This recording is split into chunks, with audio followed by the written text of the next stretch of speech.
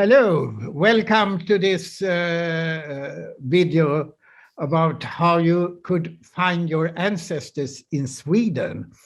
And my name is Thomas Fürth. I'm president of the Genealogical Society of Sweden. And here in the same Zoom meeting, I have Edit Holmqvist.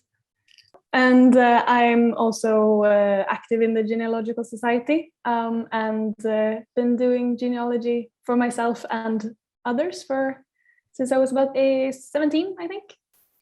Okay, but you are also, Edith, you are responsible for the contract research of our society. Yes. And you will start this video with telling us, how do you do to find your ancestors in Sweden? Yes. So this is an introduction to Swedish genealogy. And we thought we'd start talking a bit about Swedish church records, which is the main source of information for Swedish genealogists.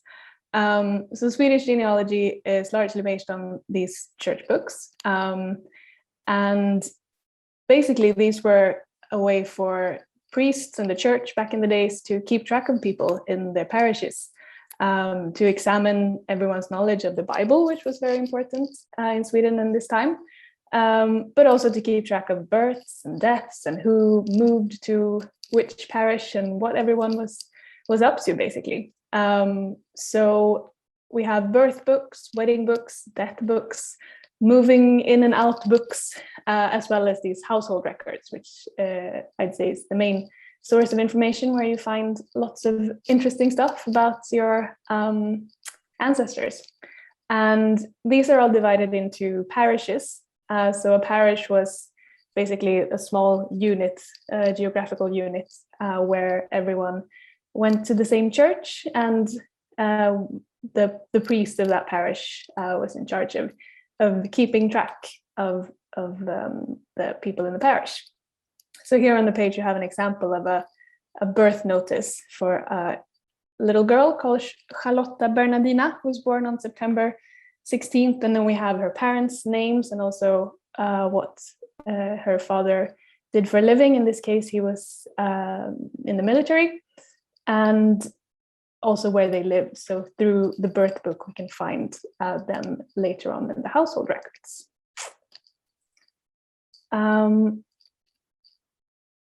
And so these are digitalized, thankfully for us genealogists.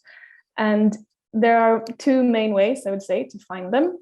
We have the National Archives, which is free and everyone's able to use them. So we have the link up here to Riksarkivet, the National Archives. You can see up here as well.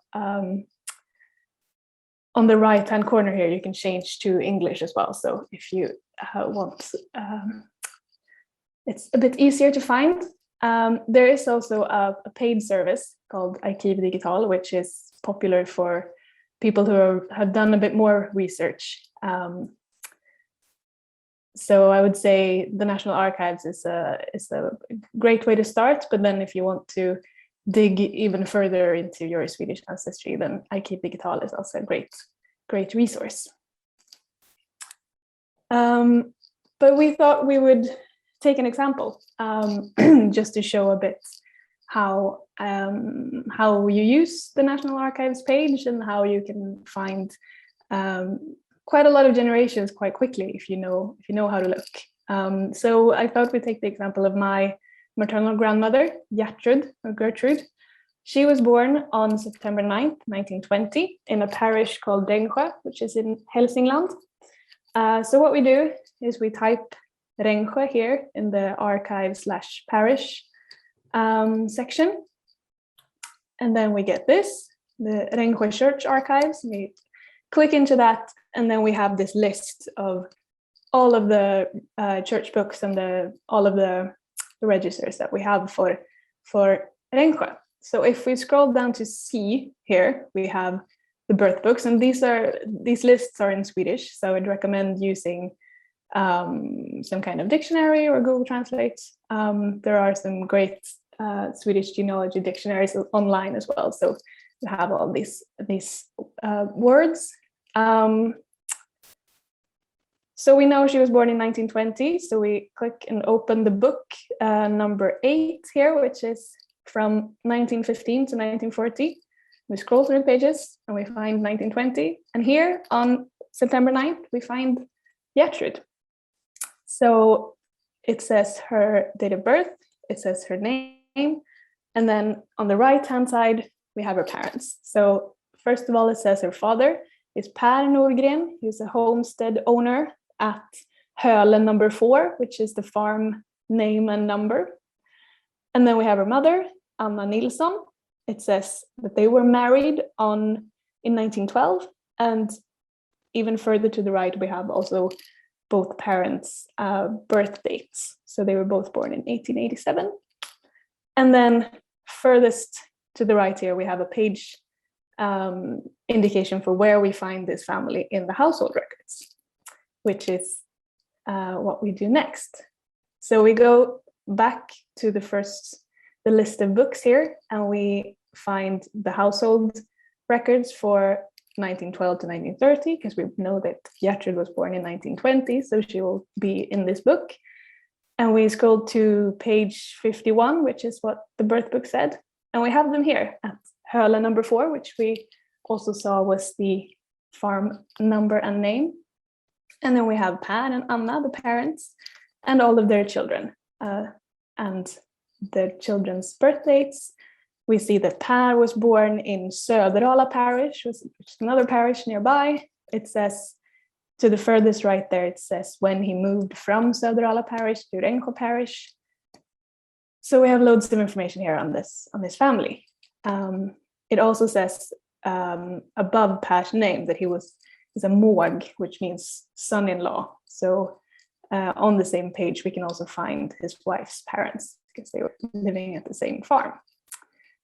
So with this information, we can then go further back in time if we want to trace these people further back, or we can go further on in history if we want to see what happened to them next. But I thought we'd go back to the book before. So we take 1896 to 1911, and we scroll to the same farm, Hölen number 4. And here we have Gertrud's mother, Anna, born in 1887, and we have her parents. So my grandmother's grandparents, Nils and Gertrud. So quite quickly we found 3 generations of this family in a very short amount of time. So that was a quick introduction in how to use these household records and what you can find in them, and how you find them in the National Archives and what information there are in them, because there's so much information you can find. And if you're lucky, you have a priest who was happy to make lots of notes on how everyone lived and what they were up to. So yeah, but if you want some help with your Swedish genealogy, if you want to reach out to the Genealogical Society, we are very happy to help out.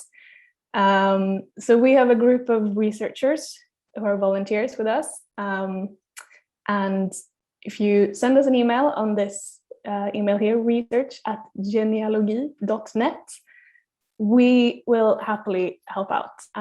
So we will ask for some information on who this research will be about, and then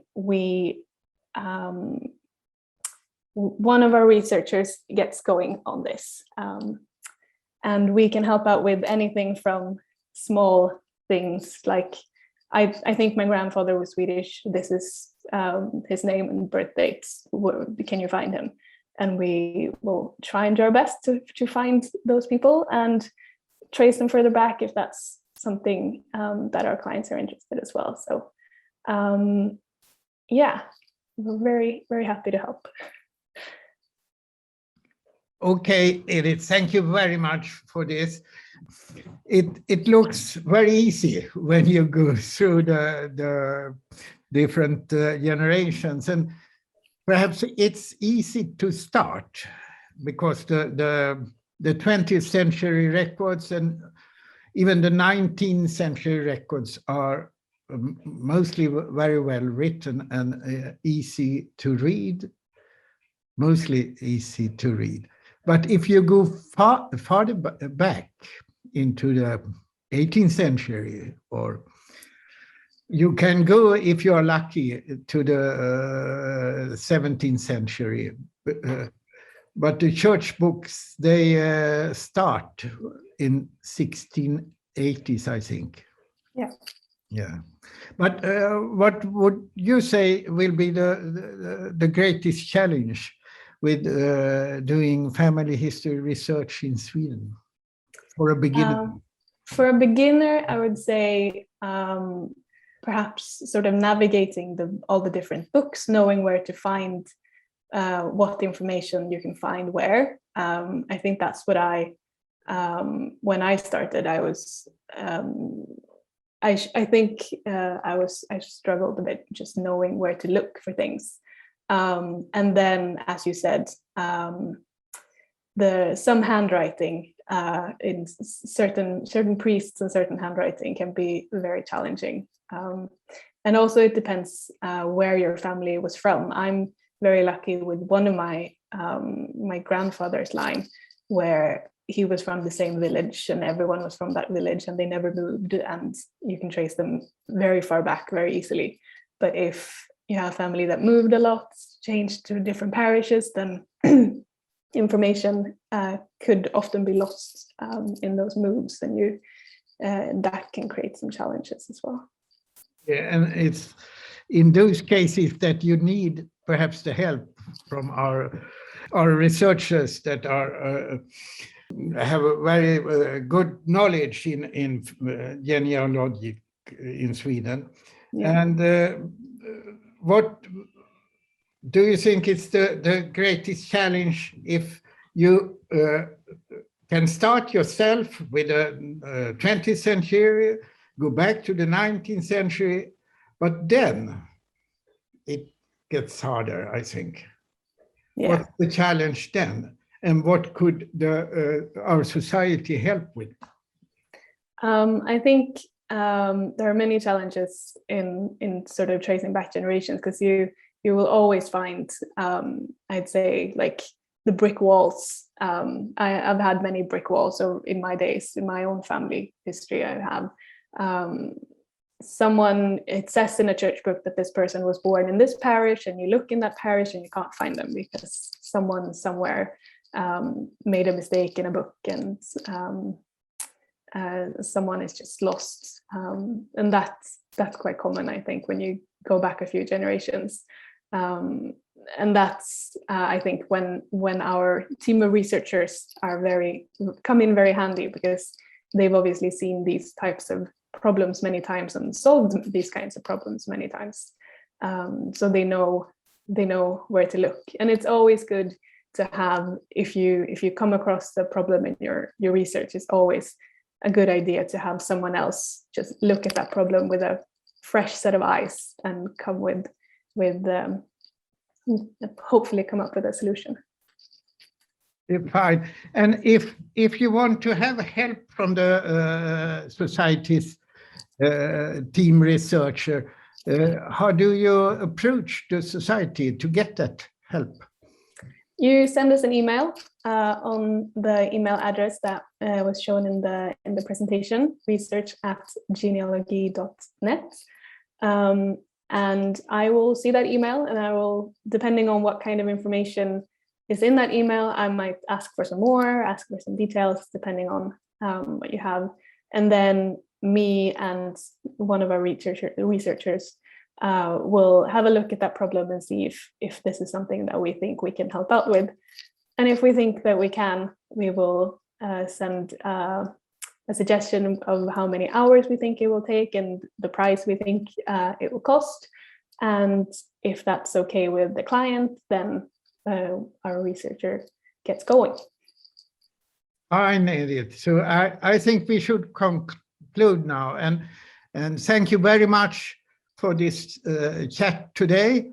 And I will tell you all that listen to this video and look at the video that you are welcome to send your questions to our contract researchers. So thank you for today and bye. Thank you.